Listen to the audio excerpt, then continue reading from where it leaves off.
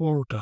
নামটা শুনলেই মনে পড়ে সকাল, সকাল কুড়মুড়ে গরম, গরম মুচমুচে পরোটার কথা। তাই ভাবলাম আপনাদের সাথেও পরোটার রেসিপিটা শেয়ার করি।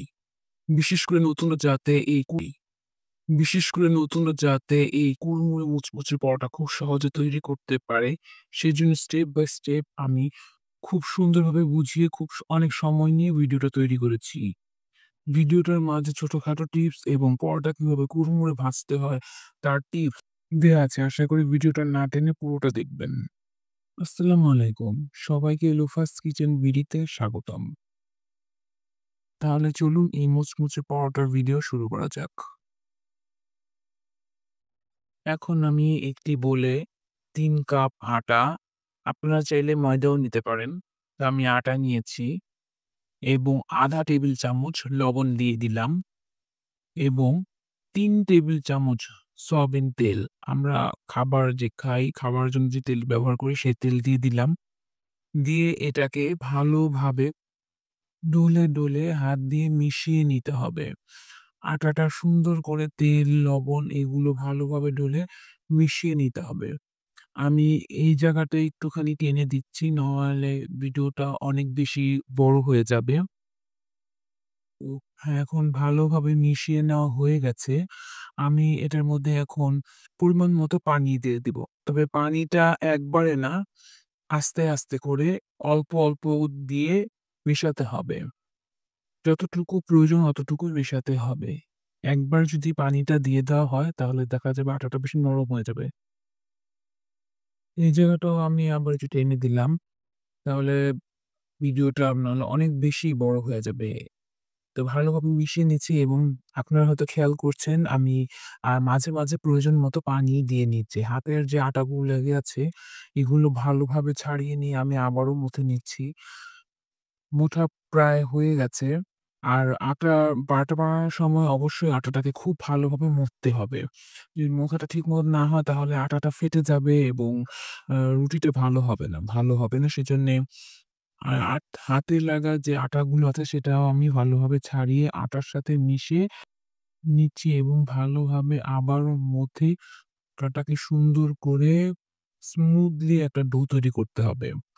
যাতে আটার মধ্যে কোনো শক্ত দানা বা কোনো জায়গায় গুঁড়ো না লেগে থাকে। একদম আটাটা একদম সফট ডো তৈরি করতে হবে। তাহলে আপনাদের যে পরোটাটা আছে সেটা খুব সুন্দর হবে। আপনারা এটা দিয়ে রুটি বানান বা পরোটা বানান, যেটা খুশি বানান খুব সুন্দর হবে। এখন এটাকে আমি ১০ মিনিটের মতো ঢেকে রেখে দেব। তো ফিরছি ১০ মিনিট পর। ফিরে আসলাম ১০ মিনিট পর।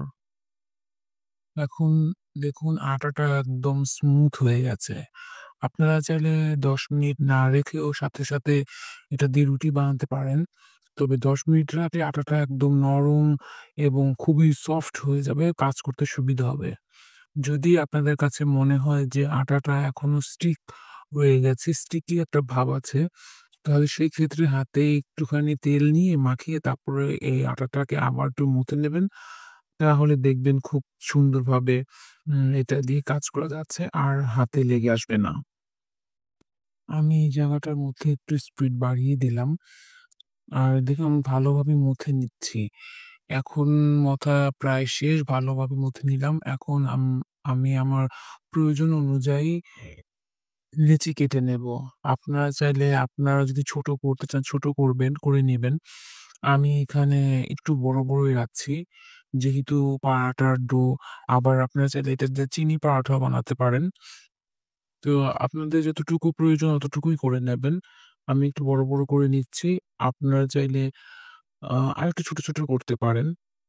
এবং ভিডিওটি ভালো লাগলে অবশ্যই লাইক করে দেবেন এবং সাবস্ক্রাইব করে পাশে থাকবেন। অবশ্যই বেল আইকনটি প্রেস করে দিবেন। তাহলে আমি নতুন কোনো ভিডিও আপলোড করলে আপনারা সহজেই নোটিফিকেশন পেয়ে যাবেন। আর আমার এই চ্যানেল নতুনদের জন্য অনেক, অনেক রান্না থাকবে, টিপস থাকবে। অবশ্যই পুরো প্রণালীটি দেখবেন। এই রান্নার ফাঁকে, ফাঁকে বিভিন্ন রকম টিপস দেব। আমি এখন রুটি বানাতে চলে আসলাম। তো এই যে একটা লেচি নিয়ে নিলাম। এটাকে আমি আটার মধ্যে গড়িয়ে শুকনো আটার মধ্যে গড়িয়ে এখন এটাকে বেলে একটা রুটির মতো করে নেব।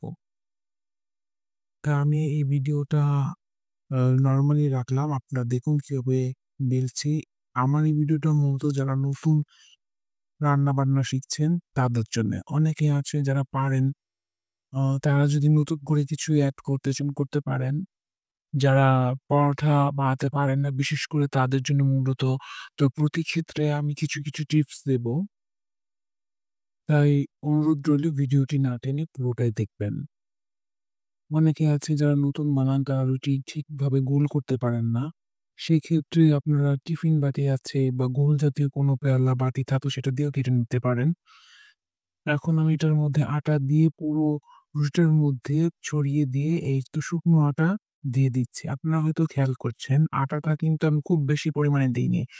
জাস্ট শুধু যাতে তেলটা সোক করে সেই পরিমাণই শুকনো আটাটা দিয়েছি এবং দেখুন কিভাবে ভাঁজ করে নিচ্ছি। এভাবে যাতে মানে পুরো মুখটা বন্ধ হয়ে যায়। এখন এটাকে আমি উল্টো করে তারপর এটাকে আবার গুম করে বেটে নেব।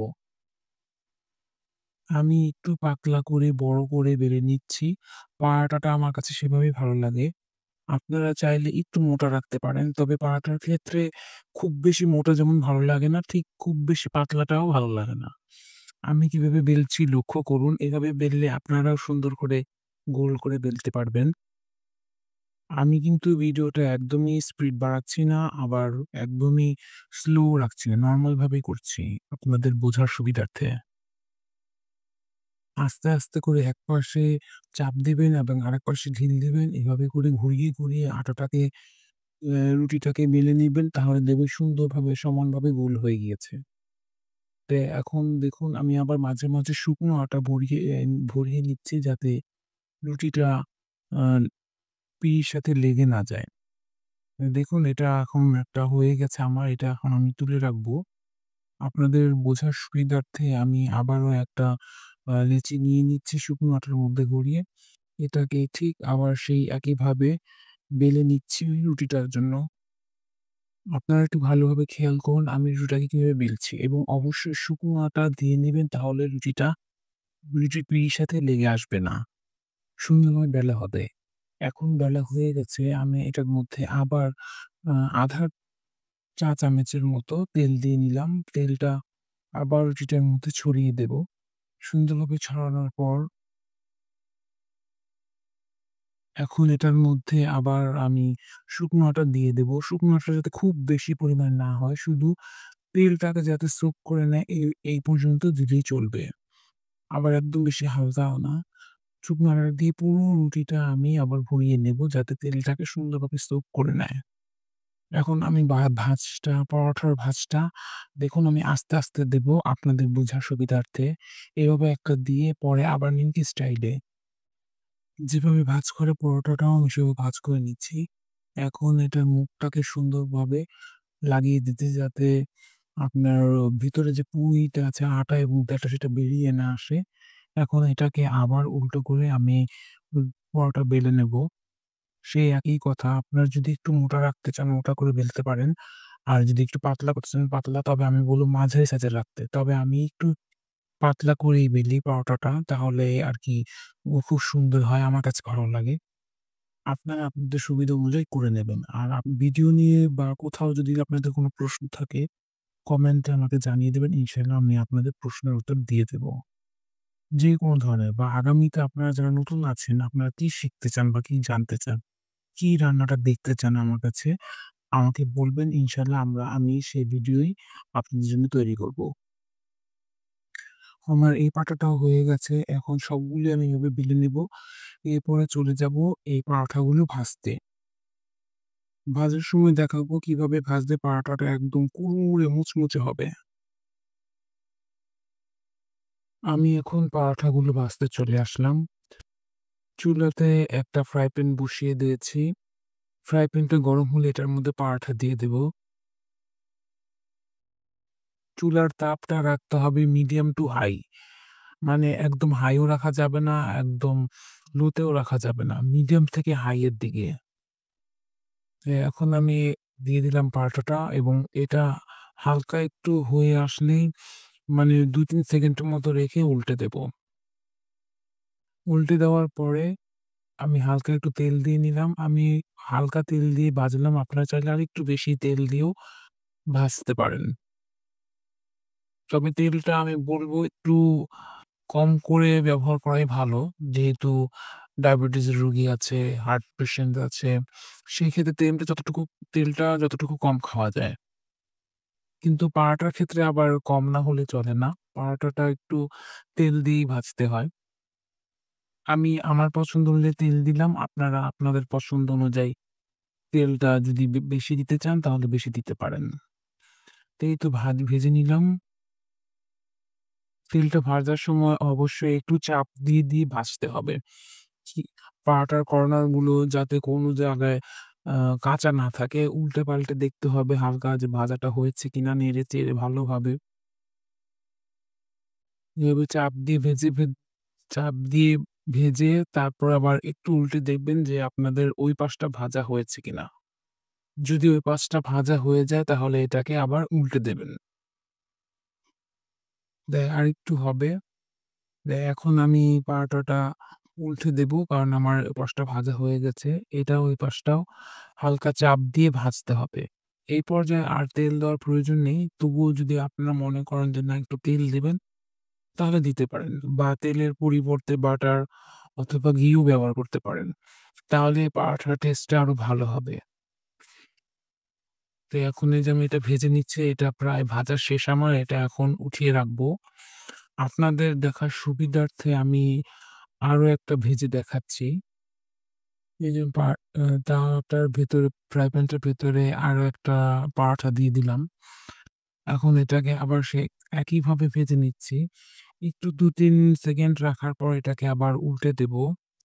তো হয়ে গেছে। এখন আমি পারাঠাটাকে আবার একটু উল্টে দিচ্ছি। আমি আবার এটার মধ্যে সামান্য পরিমাণ তেল দিয়ে দিচ্ছি। আমি আবারও বলছি, আপনারা যদি ঘি দিয়ে বা বাটার দিয়ে, মাখন দিয়ে ভাজেন তাহলে এই পারাঠাটার টেস্ট আরো ভালো আসবে। আপনারা চাইলে তাও যদি টেস্ট একটু ভালো করতে চান তাহলে আপনারা ঘি অথবা মাখন দিয়েও ভাজতে পারেন। তাহলে এর পরাঠাটা খেতে আরো মজা লাগবে। আর চুলার তাপটা অবশ্যই মিডিয়াম থেকে হাই এর দিকে রাখবেন। খুব বেশি হাই না, তাহলে পরাঠাটা পুড়ে যাবে। হাই এর থেকে একটু কম আর মিডিয়ামের থেকে একটু বেশি। তাহলে পরাঠাটা যখন ভাজা হবে তাহলে দেখবেন পরাঠাটা একদম মানে কুড়মুড়ে হবে, ভাঙার সময় একদম মচমচ করবে। আর অবশ্যই পরাঠাটা যখন নামিয়ে রাখবেন, কোনো প্লেট বা কিছুর মধ্যে রাখবেন না। জালির মধ্যে রাখবেন তাহলে দেখবেন পাটাটা নিচে দিয়ে ঘেমে আসবে না। পাটাটা একদম সুন্দর কুড়মুড়ে থাকবে। আমি যে টিপস গুলো দেখালাম সেই হিসাবে আপনারা বানিয়ে দেখতে পারেন। তাহলে দেখবেন সবাই খেতে খুবই পছন্দ করবে। পরাঠাটা কি যখন আপনি যেকোনো নাস্তার সাথে বা চায়ের সাথে, ভাজির সাথে যেটাই খান না কেন, একটা কুড়মুড়ে ভাব থাকবে পরাঠার ভেতরে। আর প্লেটে বা সমান কোনো কিছুর মধ্যে রাখলে কি হয় নিচে দিয়ে ঘেমে আঠাটা ভিজে যায় তখন সেটা খেতে আর ভালো লাগে না। এখন আমি সবগুলো পরাঠা এভাবে ভেজে নেব। ফিরে আসছি সবগুলো পরাঠা ভাজার পর। দেখুন আমি পরাটাগুলো ভেজে নিয়েছি। এখন এই পরাটাগুলোর শব্দটা আমি শোনাচ্ছি কিরকম কুড়মুড়ে হয়েছে। আপনারা বুঝতে পারবেন কিনা জানি না।